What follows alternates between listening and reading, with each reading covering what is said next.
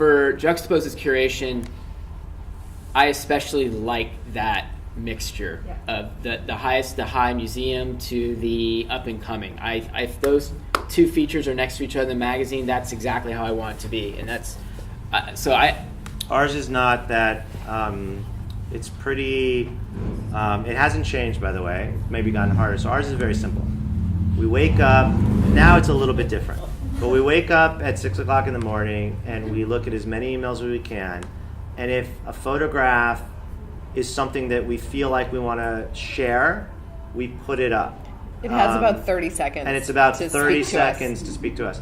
And it's just about sharing with it. We don't really care anything more about that. It doesn't have to fit in any box, no. By the way. I mean, think in the beginning, we have to like it, is pretty much. In the beginning, you have to understand that people did not know that street art was happening around the world. So we felt an obligation to tell the story of street art by sharing as much as we could. So for example, stickers, right? If you made a sticker and you put it up in Belfast, you did not know that people were putting up stickers in 85 cities around the world as well.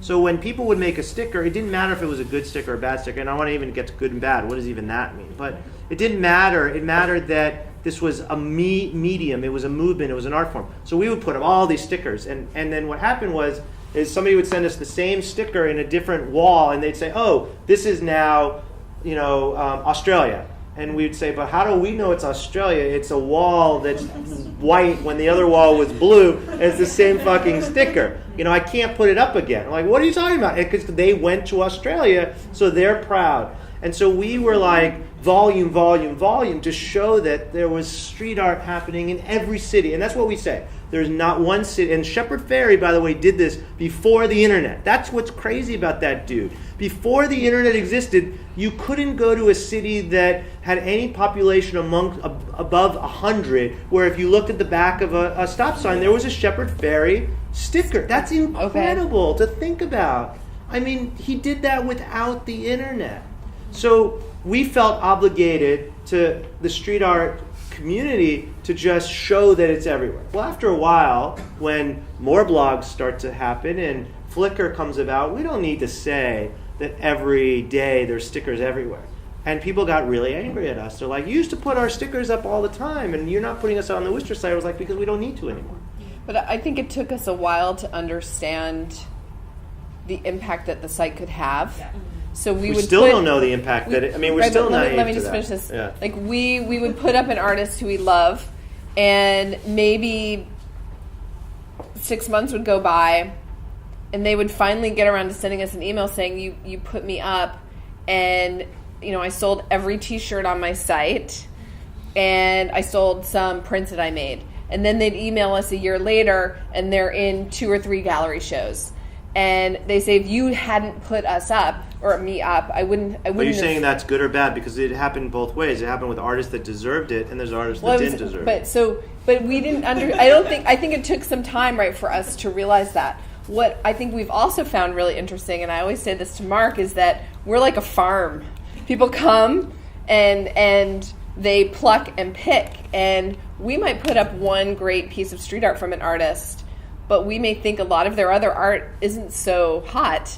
And the next thing we know, and we've never seen their fine art, they're in a gallery show, and we're like, why would you put that in that show? It to us, it doesn't speak to us. We put this piece up because we loved it, but in a sense, we were validating the artist, and that created a lot of movement that we didn't expect. Yeah, a lot of people got very angry because they would say, hey, that artist just put up one piece, took a photograph, sent it to you, you put it up on the website, and now that artist is in 3 group shows and gallery shows, and we've been working our asses off, and you never put us on the website, and why should that artist have that and we don't, when that artist is only doing it for profit, not profiteering, but for their own benefit? And it's like, I don't have the time to figure that out. But it's sometimes it's good to be crap for a while. Like, it's too much.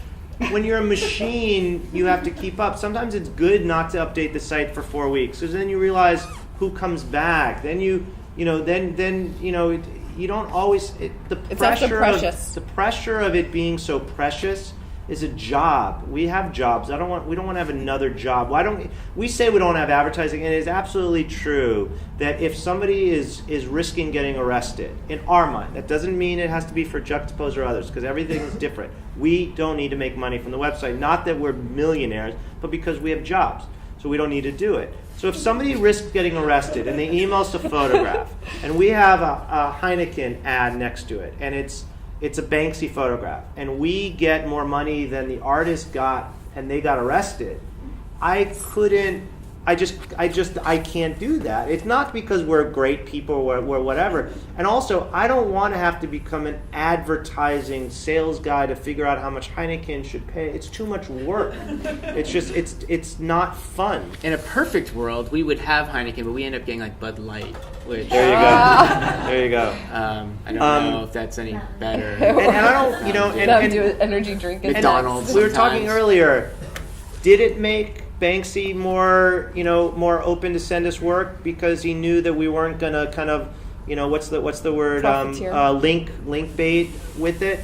Probably, because we weren't going to use it for our own gain, and we benefit from tonight. We benefit because when we finish, we're gonna get a glass of wine, and 5 people will come up to us that'll be fantastic, amazing people that will share with us a part of their lives, and we're going to be like, that's why we just did the website for a month, because to have the human interaction is worth the digital interaction. It's not fun being in your underwear on the computer going through emails every day when your dog needs to be walked and your baby's crying and Sarah needs to have it, and I'm like, no, let me open some more. That's not fun.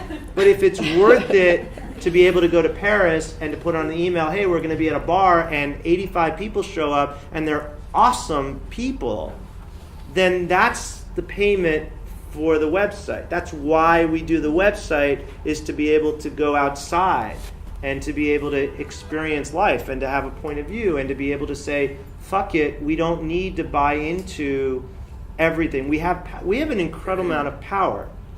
And that came from wanting to have a very simple transaction.